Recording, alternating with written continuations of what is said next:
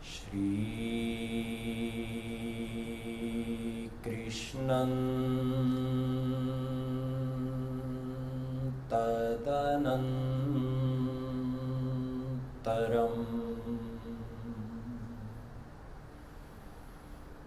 Guru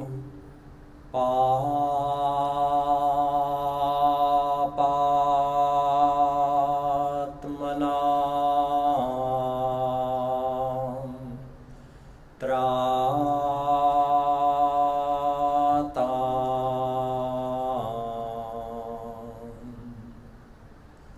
Shri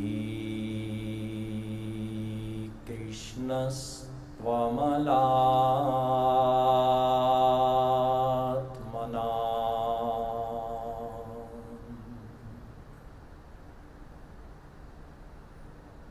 Cheto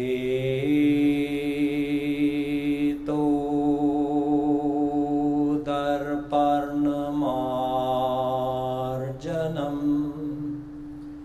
bhavamaha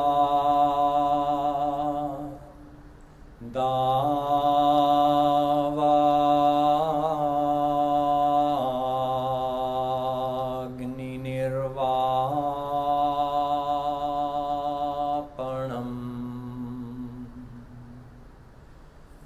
Shreya Kairavachandrika Vitaranam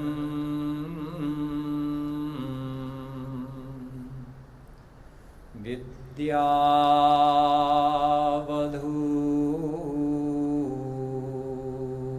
Jivanam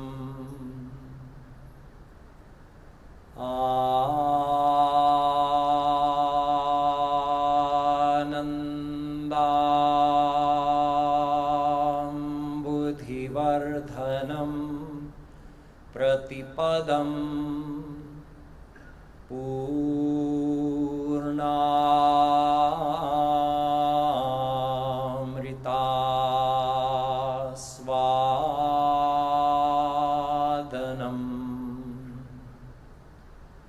Sarvatmasnapanam Param Vijayate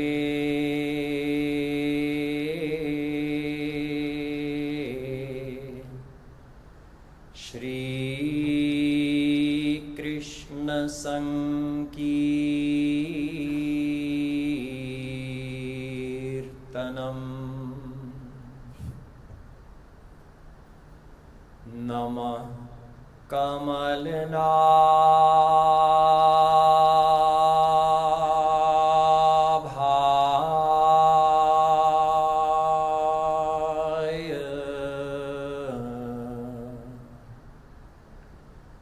Nama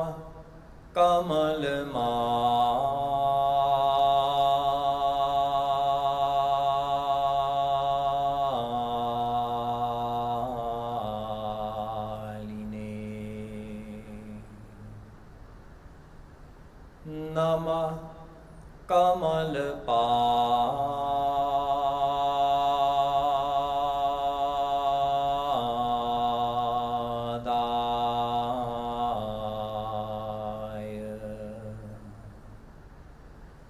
Namaste Kamalekshana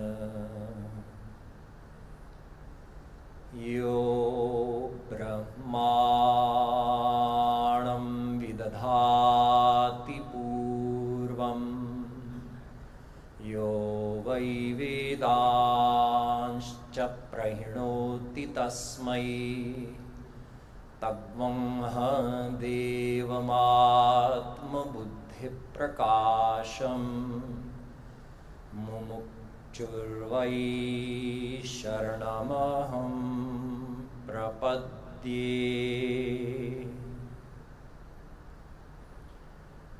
Dear devotees, please join me in a few minutes of Nam Sankirtan, and after that I'll address today's topic of how to remember God all the time.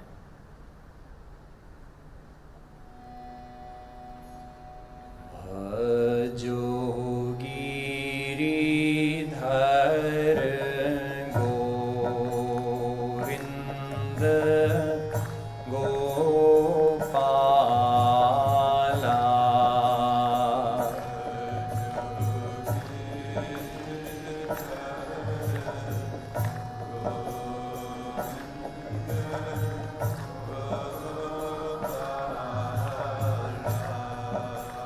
Bhajo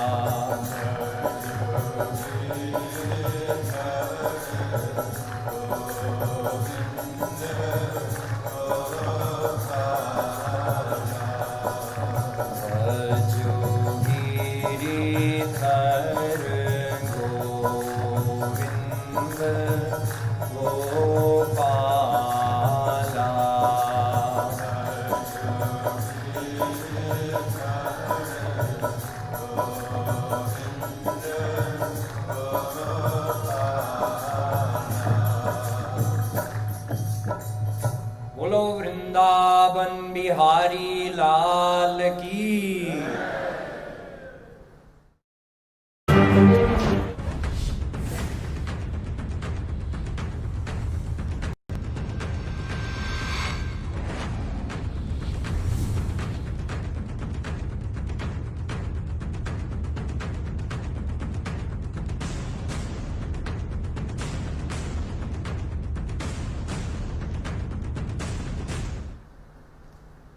We hear all the time that a devotee is supposed to remember God continuously. The reason is that our mind has to be purified. The mind is always in motion. The mind is always active. So we are always thinking of something. And really there are only two things that we could possibly be thinking of. One is God, and one is the world. There are only three things that exist: Brahma, Jeev, and Maya. We are Jeev, we are the souls. Brahm is God, and Maya is the world. So since we are the souls, our mind is either going to be engaged in the field of God or in the field of the world. What happens depending upon where our mind is? If it's attached in the world, our mind gains more impurity. And if it's attached in God, our mind is purified. We want our mind to be purified. Radha, Krishna are omnipresent, and their grace is omnipresent. Those who receive their grace become God realized. They receive unlimited bliss and unlimited knowledge. Why have we not received their grace? Because we haven't surrendered to them. Only those who surrender receive their grace and become God realized. Why have we not been able to surrender? In fact, even in this minute, knowing that simply by surrendering we can receive their grace and get divine bliss, even still we are unable to surrender to them. Why not? Because our mind is impure. Our antahakaran has a massive reserve of negativities and impurities, not just from this life, but unlimited previous lifetimes. If we could purify our mind, then we could become surrendered. However much our mind is purified, that same percentage we are able to be surrendered, and that same percentage of grace we receive, and accordingly we experience devotional feelings towards Radha, Krishna, and Guru. So simply by purifying the mind, we can increase our level of surrender. The whole path to God centers around this process. How do we purify our mind? And since the mind is active every moment, it is either becoming more pure or more impure every moment with every thought. Every thought we have related to God purifies the mind. And every thought we have where the mind is engaged in worldly desires or attachments, that does the opposite. It makes the mind more impure. So wouldn't it be great if our mind could just be in God all the time? In fact, however long you've been following this path of bhakti, I could say that if from the moment we had started following this path, our mind had stayed in Radha, Krishna and Guru every moment until now, we would probably all be God realized in just a matter of a few years. So effective is the path of bhakti, and so powerful is the grace of the Guru. So what's missing is that we're unable to maintain a constant remembrance with God. We remember Radha Krishna some of the time, and some of the time we desire the world, and we engage our mind in loving remembrance of worldly pleasures or people. Vishayan dhyayataschitam vishayeshu vishajjate mamanusmarataschitam mayyeva praviliyate. Bhagavat. Shri Krishna is explaining to Uddhav that when your mind is engaged in remembering worldly pleasures, your mind takes on more worldly qualities. It takes on more impurity. But when your mind is engaged in loving thoughts of Shri Krishna, then the opposite happens. Your mind starts developing a state of unity with Shri Krishna that allows you to take on his qualities and purify your mind. So this is why we find at many places in our scriptures the instruction that a devotee practicing bhakti should remember God all the time. Tasmat sarveshu kaleshu mamanusmarayudhya cha. Gita. Shri Krishna tells Arjuna, even while fighting the war, remember me every moment. If you do so, then surrendering your mind to me, you will come to me. In this there is no doubt. So we have to remember him every moment. Ananya chetah satatam yo mam smarati nityasha tasyaham sulabha partha nityayuktasya yogina. Gita. Shri Krishna says, the one who single-mindedly remembers me all the time, for that person I am easily attainable.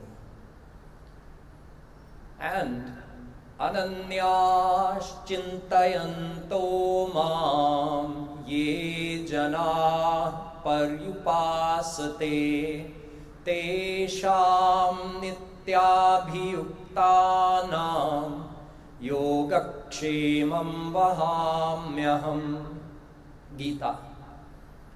Shri Krishna says, the one who exclusively devotes themselves to me and always keeps their mind in me 100% of the time, that person, I take their full responsibility. The Bhagavatam also reiterates this point in many places. Savai punsam paro dharmo yato bhakti radhokshaje ahaitukya pratihata yayatma samprasidati. Bhakti is the supreme dharma, and bhakti should be done without any desire from God. It should be selfless, and it should be unbroken. The mind should remain in God all the time. Such bhakti results in the blissful attainment for the soul. The soul becomes perfectly happy. Mano gatira vicchinna yatha gangam bhasom budhau. The Bhagavatam defines bhakti in this way: the uninterrupted flow of loving thoughts from your mind to Shri Krishna. Just like Ganga Ji flows continuously towards the ocean, so should our thoughts flow continuously towards Shri Krishna. Na chalati bhagavat padar vinda lavani nishardha mapiyah savaishnavagrya. Only that person can be said to be a true devotee whose mind never leaves the lotus feet of the Lord even for a fraction of a second. Saveda dhatu padavim parasya durantaviryasya rathangapani yo mayaya santataya nuvritya bhajet tatpada sarojagandham. Who can know God, Supreme God? Only the one who always keeps their mind lovingly attached to the lotus feet of that Shri Krishna. The one whose mind is always attached to him can know him. So we see the scriptures are telling us a true devotee keeps their mind in God all the time. If we don't keep our mind in God, we end up taking one step forward and one step back on the path. See, our mind is like a cloth. Imagine if you put a shirt on and wore it for 10 years straight without ever taking it off or even washing it. How dirty would that shirt be? That's just from 10 years of wearing it. Now think of our mind, which holds the effect of every thought we have. So our mind has collected impurities from not just this life, but unlimited lifetimes, from eternity until now. So we have a lot of work to do to purify our mind. This is why it is imperative that we learn to remember God all the time. Otherwise, we put some fresh, clean water on the cloth and a little bit of dirt starts to come out, and then we put it back in the dirt, put it back in the mud, and we undo everything we had just done. The only way the cloth is going to get completely purified is by having a continuous flow of pure water, cleaning away the dirt, slowly removing the dirt and purifying it. Similarly, only if our mind is in God and Guru all the time will the mind fully get purified. Now, one would think that this should be very natural. It should be very natural for us to remember God all the time. Why should it be natural? Well, for one thing, God is so important to us. You see, this body is alive because we are here, because the soul is here. Without the soul, the body has no life. When the soul leaves the body is a useless thing that people burn to get rid of. But what is giving life to our soul? Shri Krishna is giving life to our soul.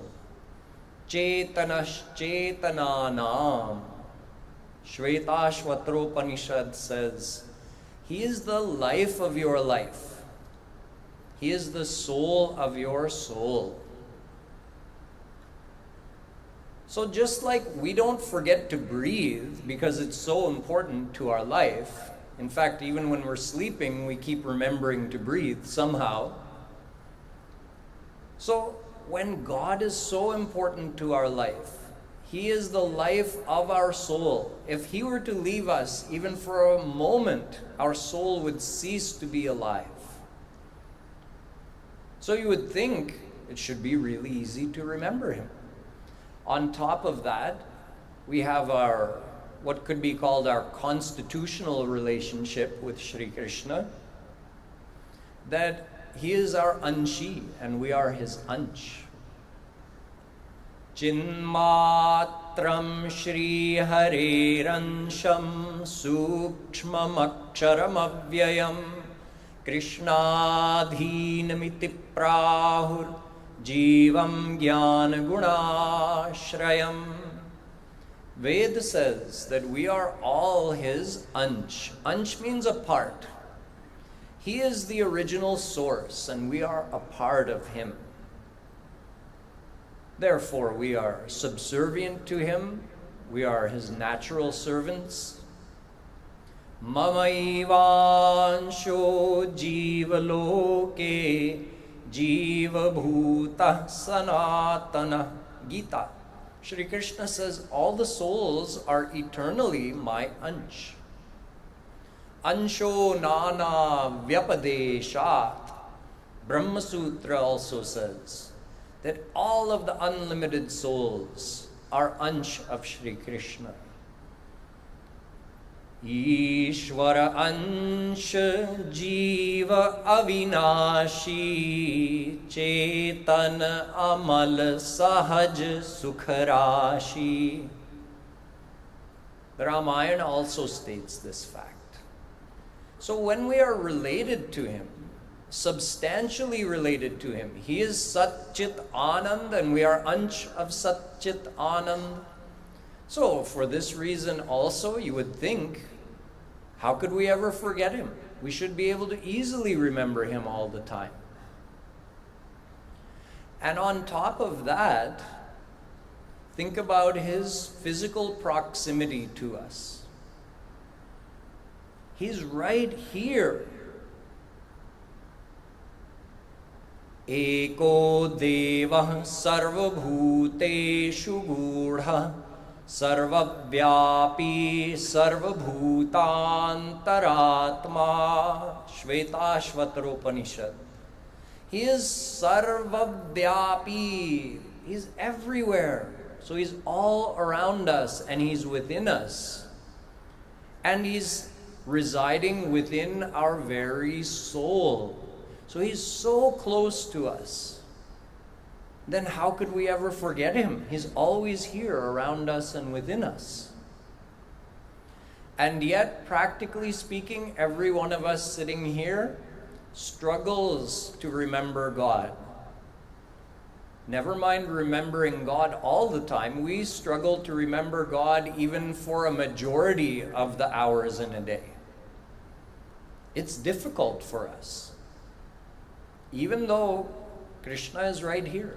He's sitting within us. He's giving life to our soul and we're eternally related to Him, and yet we find it extremely difficult to remember Him. When we go to work, we say, today I'm going to remember Krishna all the time. We have such a stressful and busy day. After 8 hours, when we get the first chance to relax that we've had all day, when the work day is done, then we realize, wait a second, I didn't remember Krishna at all for the whole day. My whole day went by. Why does this happen to us? There's a perfectly scientific reason why this happens. The main reason is that we have forgotten who we are. Although, in fact, we are the soul. We are the divine soul. But we don't remember that.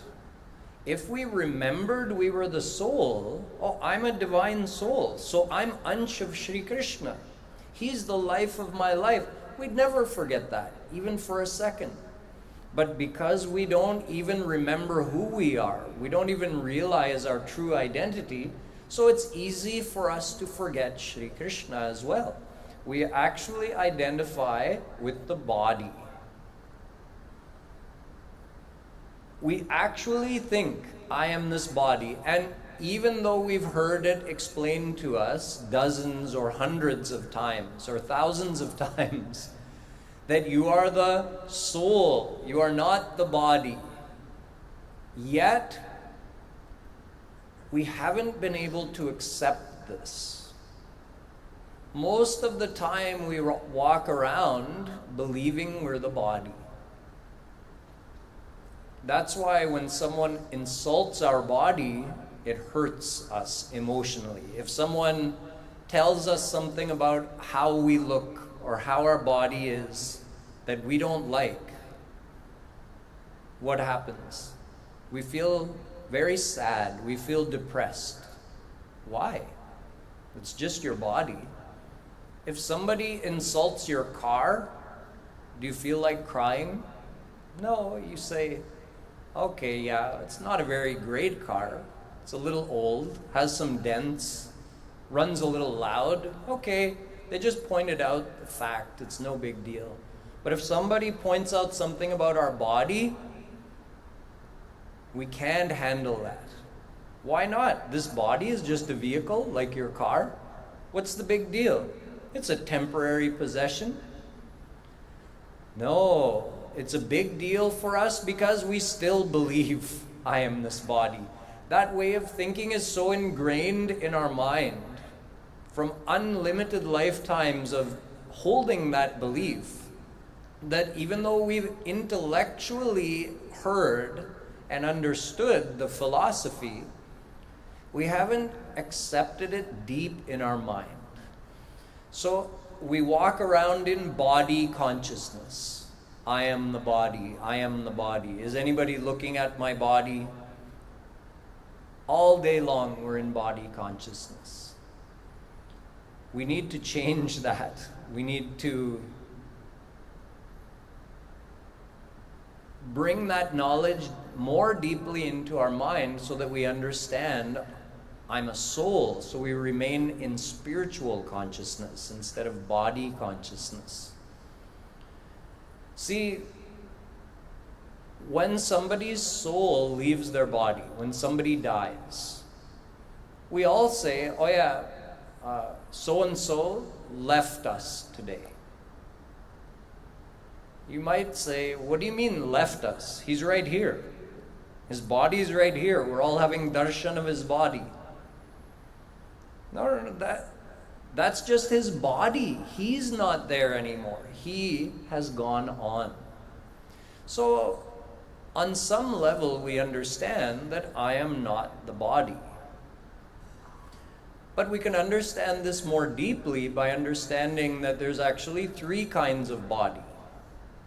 Sthul sharir, Sukshma sharir, and Karan sharir. Sharir means body. Sthul sharir is this physical body. That means the gross physical body. So I am not this body. That we understand because when I leave the body stays behind, I go on somewhere else. Sukshma sharir is our subtle body.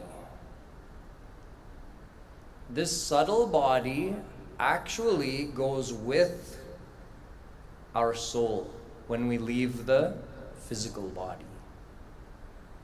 But this Sukshma sharir is also Mayik. So that Sukshma sharir is also not me.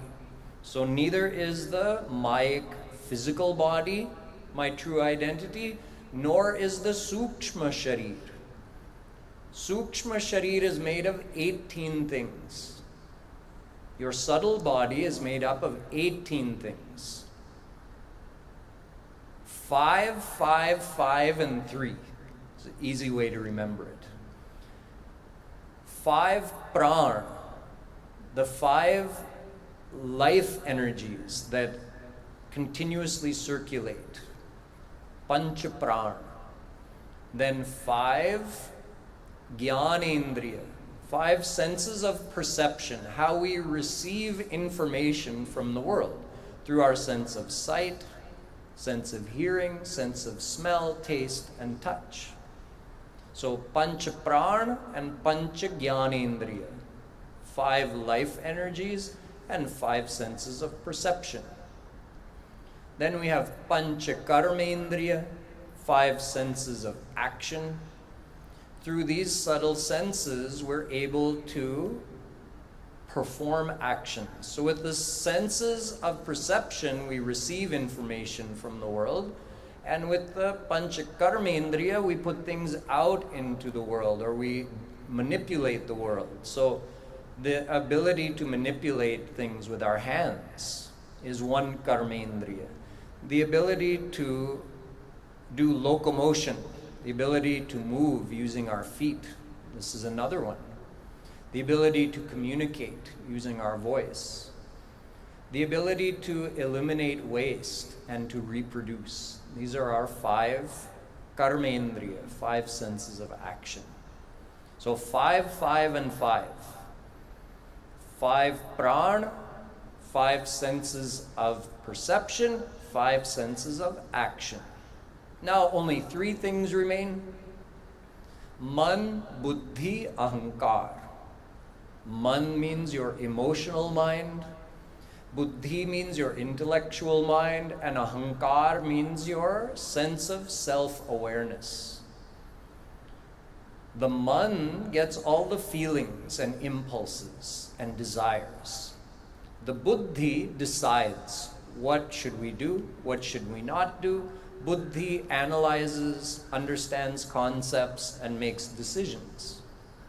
And ahankar gives us the ability to be aware of our own existence. Every moment you feel, I am, I exist. That's the ahankar. So these 18 things, pancha prana, pancha jnanendriya, pancha karmendriya, man, buddhi, ahankar. These 18 things make up the sukshma sharir, the subtle body or mental body, which actually goes with the soul. When you leave this body and you take a new body, this sukshma sharir goes with you. So your mind is retained from life to life. However, there's one state where even your sukshma sharir is gone. During Mahapralaya, during Pralaya, when you're within God, the whole universe is dissolved. Maya is dissolved within God. So that means even your sukshma sharir, your senses and mind, they're also dissolved because they're mayic. But even then you still have one sharir left, your karana sharir, made of your vasanas or your sanskars. So all those sanskars are still with the soul, enveloping the soul, and they become the cause of your rebirth when God produces the universe again. For this reason, we call this karana sharir the causal body. This is the most subtle of the 3 bodies. But none of these 3 is me. I am not the physical body, I am not the subtle body, and I am not the causal body. I, meaning the soul, is beyond all of that. But I don't live in this awareness. Thus, I find it difficult to remember God. You see, even though we've heard this knowledge explained to us so many times, we very rarely do what is called chintan. Now we're coming to the solution. We've seen why we should be remembering God all the time. we've understood that all the scriptures tell us to do this. If we were able to remember God all the time, we would actually be able to attain God in this life. So in order to be able to remember God all the time, really what we need to do is twofold. First, we need to do chintan of the Tattva Gyan. Chintan means repeated reflection on something, repeatedly thinking about something. How many times in the day do we actually think, I am not this body, I'm a divine soul? Number one. I am related to Shri Krishna. He is divine and I'm divine. Number two. And only He can make me happy. Number three. How often do we actually think that in a day? You know, to develop an attachment to someone, you have to think about them quite a few times. Dhyayato vishayan punsa sangasteshu pajayate sangat sanjayate kama kamat krodho bhijayate. Gita. Through repeatedly remembering someone or something, we develop an attachment to them. So when we see someone or something and we start thinking, this person or this thing could make me happy, we don't just think it once or twice. We start thinking about that person all the time. Or that thing. It could be a thing or a living being. Through that constant reflection on them, we develop an attachment. They enter deeply into our mind. But how often have we deeply thought, you know what, I am not this body, I am the soul. I am only related to Shri Krishna, and only He is the true form of happiness. We have thought this very few times in our life. That's why even though we intellectually understand it, it hasn't become a part of our consciousness. We're still walking around thinking I'm this body. Luckily for us, we have saints who come to the world and teach us. You see, we're like the young lion who got separated from his pride, got separated from his family, and ended up getting adopted by a bunch of sheep. So this was a baby lion. And since he started following these sheep around from a very young age, so he also started bleating like the sheep. Bah. This lion, even as it grew and became a fierce-looking lion, it just did everything that the other sheep did. When other lions came hunting, the sheep ran away. So one day, another lion saw this strange vision of this lion running with the other sheep and running away from the lions. So out of curiosity, he ran, he came close, he tackled him. All the other sheep ran away, and he got this lion pinned down. And the lion was bleeding and begging for mercy. Don't kill me. Now the older lion said, "My son, what are you doing? Why are you bleeding like a lamb?" The lion said, "I am a lamb. What are you talking about? Am I not a sheep?" So the older lion grabbed him by the scruff of his neck and brought him down to the pond and made him look at his face in the water. Then he saw, oh, I'm not a sheep, I'm a lion. and he roared. We're walking around just like that lion. Absurd, isn't it? To think of a lion who believes himself to be a sheep, and yet here we are, a soul believing himself to be a physical body. A divine soul related to the Supreme Lord, Shri Krishna, who has existed for eternity and will exist for all eternity, and yet we're afraid of death.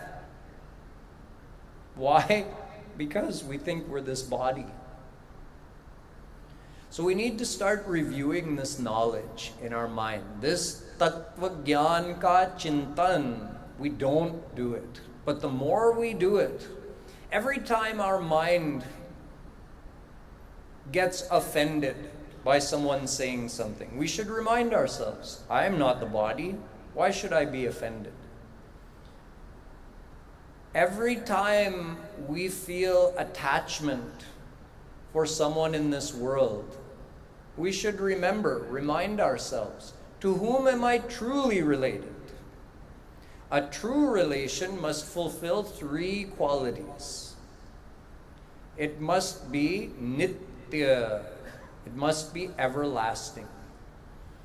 We know that no relation in this world will last forever. Katinam sutana lalita kativane vadhur bhunji vanute vanutaschya vavayam bhavasanga khalupantha sangama. Do you remember who you were related to in your last life? Who was your mother? Who was your father? Who were your children? Who was your husband or wife? No clue. This world, the relations in this world, are just temporary. Just like when you get on a plane or you get on a train or you get on a bus, you're put together with a bunch of people for a short period of time, and when the voyage is over, you all go your separate ways. So just like a train going that has many stops, at every stop someone gets on and someone gets off.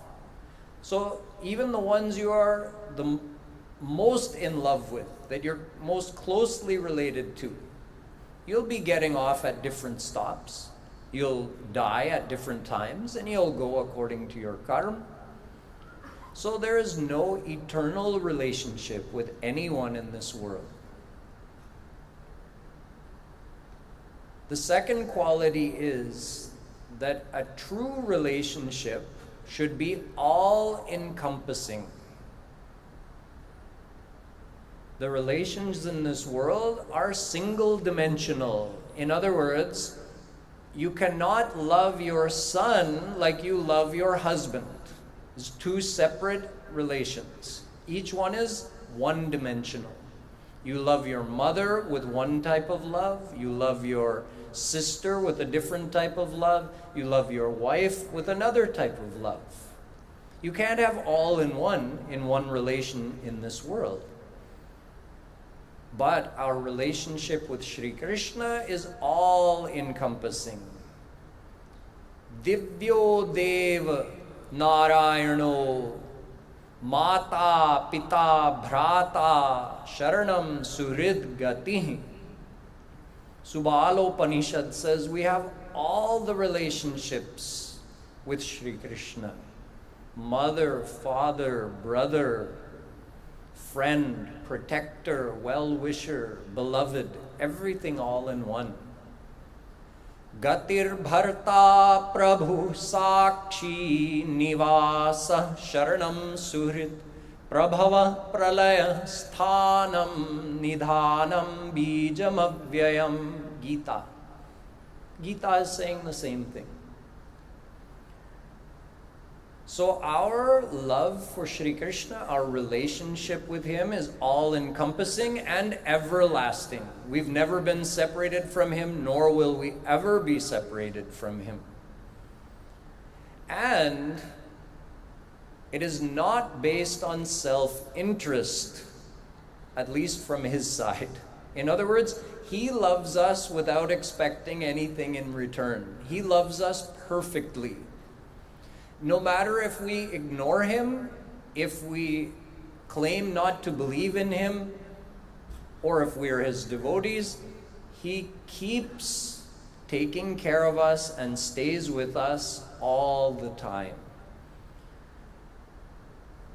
Although we have self-interest from him, we want to get happiness from him, but still, we can say there's a difference. See, we look for happiness from people in the world, but we can't get it there because they don't have it. And the people in the world are trying to get happiness from us, which we also don't have. So we're beggars begging from each other. But Shri Krishna has happiness. So if we desire happiness from him, we will get it. And on the other side, he doesn't need happiness from us. He is self-complacent. He's perfect already.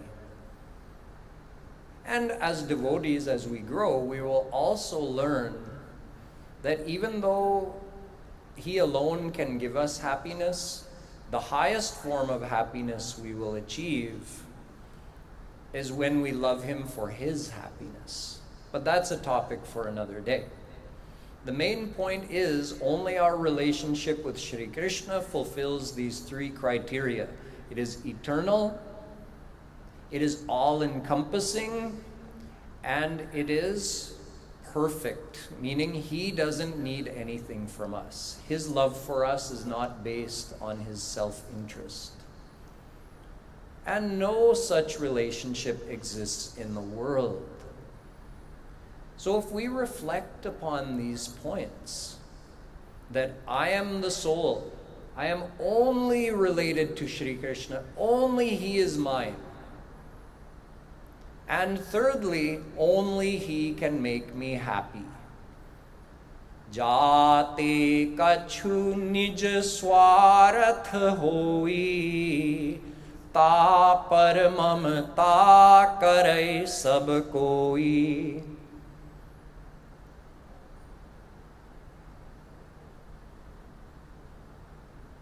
However much self-interest is being fulfilled from someone, that much mamata, that much affinity we will have for them. See, right now, we keep thinking, we keep looking hopefully towards people in this world. Oh, maybe this person can make me happy. Maybe this one will make me happy. That's why we keep getting attached in the world and bringing more impurities into our mind and forgetting God. But if we really remembered, happiness is only in Shri Krishna, and I can only get happiness from him. Raso vai sah rasagvam hyevayam labdhvanandi bhavati. He is the very form of happiness. So by attaining him, I can get real happiness. These three things have to be repeatedly thought about. I am the soul. I am only related to Shri Krishna. Nobody else is mine. And only Shri Krishna can give me happiness. If we really thought about these things and reflected upon it continuously or repeatedly, eventually this knowledge would really become a part of our consciousness. So this chintan that we have to do of the tattva gyan, this is part of the solution. If we want to be able to remember God all the time, part of the solution is remembering these 3 points and throughout the day reminding ourselves of that. When the mind goes towards some worldly thing looking for happiness, just remind your mind. You want happiness? Okay, that's not wrong. Of course we want happiness, but you're going in the wrong place. Happiness isn't in this. Happiness is in Krishna. So divert the mind back towards Shri Krishna. Whenever we get attracted to some person in the world, just remind yourself, can this person be mine forever? Can they love me perfectly? No. Only Shri Krishna is mine forever. He is my soul relation. He is my soulmate. And whenever we are walking around and feeling proud of our body, or maybe getting insulted because of what someone said, we have to remind ourselves, oh, I am not this body. I am the soul.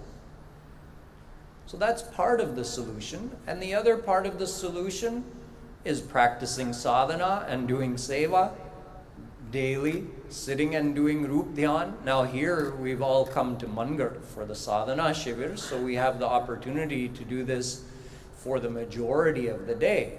But even when you're not here at home, of course, you have to set aside some time every day for dedicated practice of Roopdhyan. Just like you're doing when you come to Bhakti Bhavan and you sit, when you're at home, you also need to sit, do kirtan or listen to kirtan and practice Roopdhyan. And of course, seva, Guru seva, is the other means of purifying the heart. So by daily practice of sadhana and seva, and throughout the day trying to remind ourselves of these three main points of tattva gyan, we'll gradually deepen our ability to remember God. The more you practice Roopdhyan, see, during that time, you're intensely attaching the mind to God. So you're training your mind to be able to remember Radha Krishna. So that makes it easier to remember them throughout the rest of the day. And when you're doing chintan of the tattva gyan, you're removing that misunderstanding and you're bringing in the correct knowledge. Now you don't have to do chintan of all the complex philosophies like, okay, what are the panch pran again, and what are the panch karmendriya, what are the panch jnanendriya? You don't have to do chintan all day long of these things. Those are, pracharaks have to remember those things. For you, it's enough to, oh, okay, that answers my question, and you may remember the details or you may not, but the thing you have to remember throughout the day, over and over again, just the simple things. I am the soul. I'm only related to Shri Krishna. Only He can make me happy. Over and over and over again. So what ends up happening is we develop our ability to remember God all the time. But someone may still say that scientifically speaking, how is it possible if I'm working, let's say you're an accountant. So you're working on a spreadsheet, you're doing calculations. That requires all of your focus, all of your mental involvement. So at that time that you're doing the accounting, can you also be doing Roopdhyan of Shri Krishna? No, you can't. Your mind can't be in two places at once. Although the flight of the mind is very quick, so sometimes you may feel like your mind is in more than one place at a time, but it's not. Your mind can only be in one place at one time. So if you're doing computer programming or you're doing some calculations or any activity that requires the total involvement of your mind, then you can't also be doing Roopdhyan of Shri Krishna. Then how will you remember Him all the time? Now, if you have a job that doesn't require the total involvement of your mind, or you're doing some activity that allows your mind a little space, like let's say you're doing the dishes, you're washing the dishes. So at that time, you can actually be thinking, consciously remembering Shri Krishna. It doesn't take your total concentration to wash the dishes.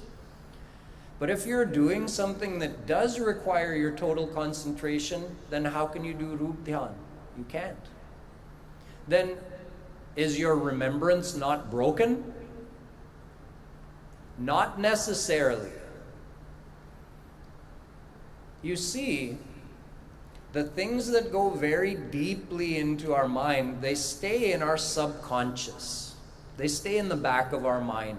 even when our conscious mind is engaged in some work, the things that we're deeply attached to stay in the back of our mind.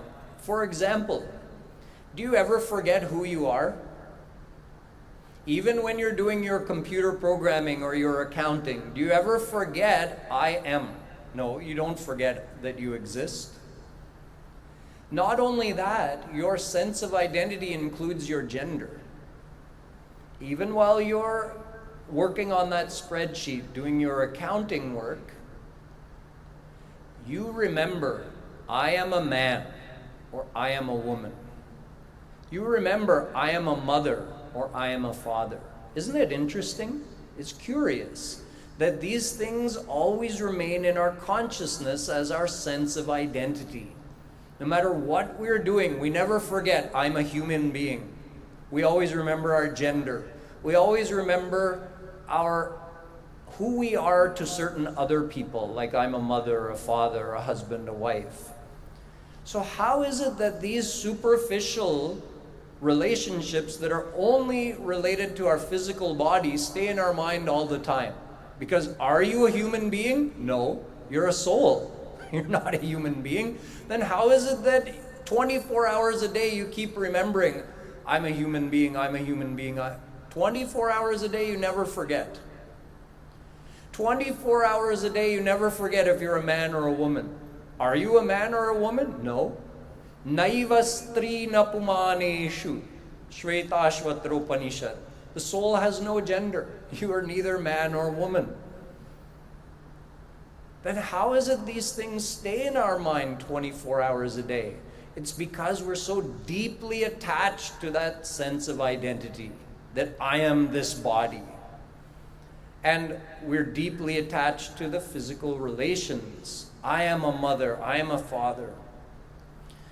So what I'm saying is, if we can make our attachment to God and Guru go that deeply, then we'll be able to remember them all the time.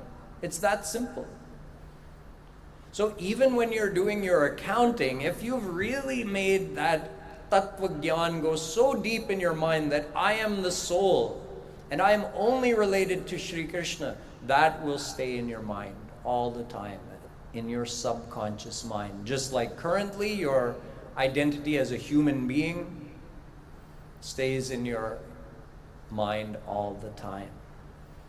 So our attachments and our sense of identity always remains in the subconscious mind. So if we can align that spiritually so that our sense of identity is correct, I am the soul, and our attachments are to God and Guru, then they are always going to stay in our mind.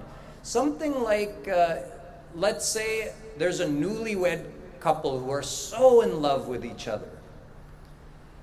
But after their honeymoon, each has to go to their job. So they're still at that stage where they're completely infatuated with each other. So even though they're working and their mind is engrossed in their work, but still, deep in their heart, that attachment is there. Throughout the day, the husband has that excitement in the background. When am I going to get to meet my wife again? The wife is also having the same excitement. Why? Because attachment. So they're still doing their work properly. Their mind is completely engaged in their work, and yet they never forget each other somehow because the attachment is so deep in the subconscious mind. Your motivation also stays in your subconscious mind. Why are you doing that work? If your reason for doing the computer programming is to get promoted so you'll get more respect and more money so you can buy more things and get more worldly happiness, that stays in your mind as you're doing your work. You might not even like your work, but you're doing it because, oh, that's my goal. So what if your goal is God realization in this life? And you know, well, this body is the means of doing seva and sadhana. So I have to keep my body fed. I have to keep a house over my head to protect my body. So I have to do this work to get money, so I can keep myself healthy, so I can do sadhana and seva. Now while you're doing your work, if that underlying motivation is there, that's also going to stay in your subconscious mind. So your every minute throughout the day can be dedicated to God and Guru if it's aligned with your spiritual goal. So just like if you're doing that accounting work and your boss is standing behind you,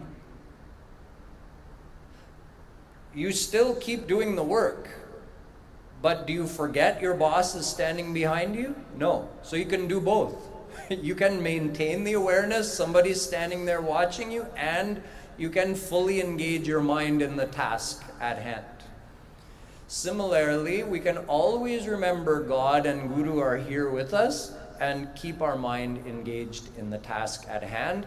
But it's only possible if we develop that ability.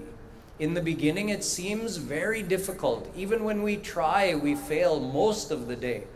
But then, as someone keeps doing chintan of this tattva gyan and keeps practicing Roopdhyan every day, they train their mind to be able to remember God and Guru. And they develop that attachment to God and Guru that goes so deeply into the mind that then eventually we reach a point where no matter what activity we're doing, we always maintain the remembrance of God and Guru. So this is the goal. We want to develop that ability and reach that point where God and Guru are in our mind all the time. Then our spiritual progress will be swift and uninterrupted, and we'll be able to attain God in this lifetime. Boliye Vrindavan Bihari Lal Ki, Shrimat Satguru Sarkar Ki, Jai Jai Shri